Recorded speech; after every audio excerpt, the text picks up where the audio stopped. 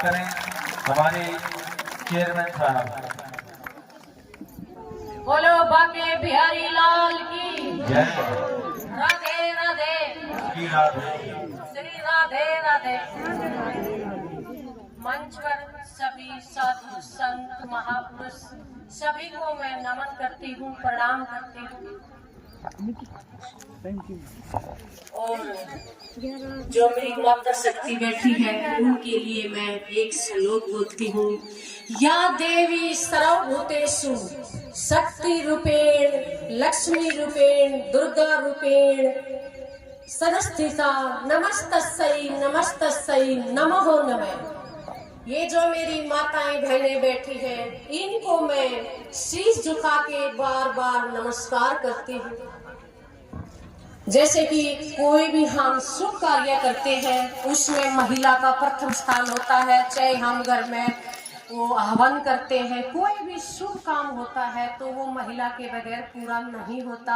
आज भी ये एक बहुत ही भागवत कथा का जो आयोजन किया जा रहा है ये भी हमारी महिलाओं शक्ति के द्वारा किया जा रहा है। जैसे कि सभी जगह हम सीताराम राधे कृष्ण हमेशा महिला को एक दुर्गा शक्ति के रूप में पूजा जाता है। और आज ये जो मेरी माता शक्ति है जो ये कलश उठाएंगी इसमें भी अपना जो संकल्प है, जो शक्ति लेके आज ये पूरे गांव का परिक्रमा करेंगी, ये भी एक बहुत ही सराहनीय काम है। महिला के अंदर हर शक्ति होती है, वो हर काम को करने में सामर्थ्य है और परमात्मा ने भी उसको असीम शक्ति दी है, असीम कृपा महिला शक्ति के अंदर है।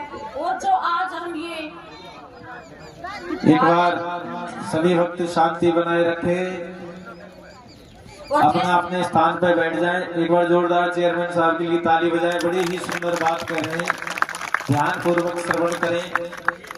और जैसे आप हमारे शास्त्र है ग्रंथ है उनमें भी कहा गया है यत्र नार्यस्तु पूजन्ते रमन्ते तत्र देवता, अर्थात जहाँ नारी का सम्मान होता है, जिस घर में नारी की पूजा होती है उस घर में देवता निवास करते हैं।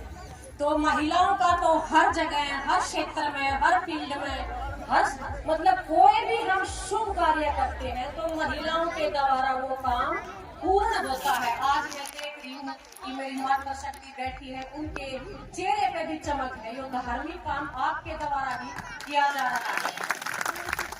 और ये बहुत ही एक भागवत कथा है, हमारे हिंदुओं का एक महान ग्रंथ है, पुराण है। विश्व में भी हमारी जो गीता है उसको रखा जाता है।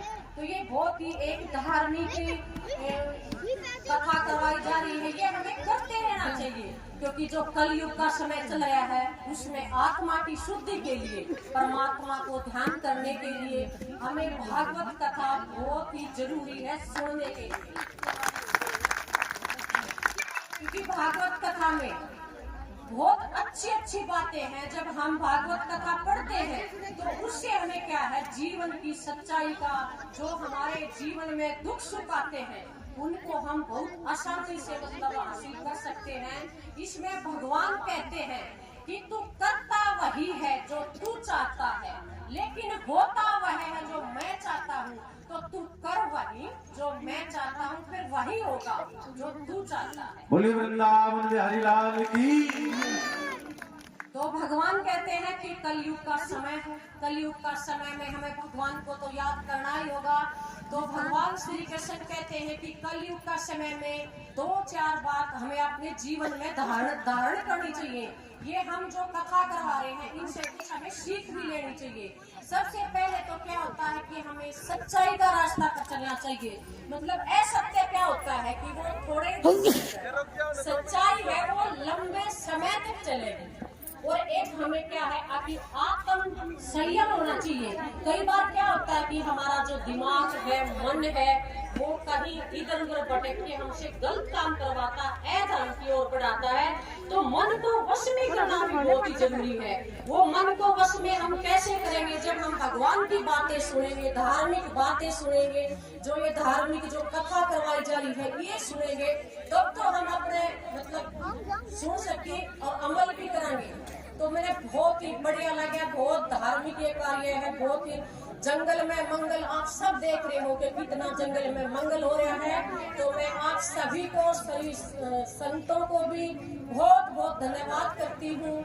और एक और बात मैं सबसे कहना चाहती हूँ कि आज जो गोची गांव में इस कथा में आने का जो सौभाग्य है, मैं भी अपना बड़ा सौभाग्य मानती हूँ। और आप सबसे कहना चाहती हूँ और आप सबसे यही भी कहना चाहती हूँ कि जो अपने गांव हैं, अलावता के हैं, उनमें तो विशेष मतलब बुलाना चाहिए। भाई महिला हूँ तो भाई आज्ञा भी रखनी चाहिए, बुलाना भी चाहिए, तो महिलाओं का काम था। तो मैं सभी कमेटी का भी और सभी आयोजकों का भी दिल से बहुत बहुत धन्यवाद करती हूँ। बोलो श्री राधे राधे। राधे राधे।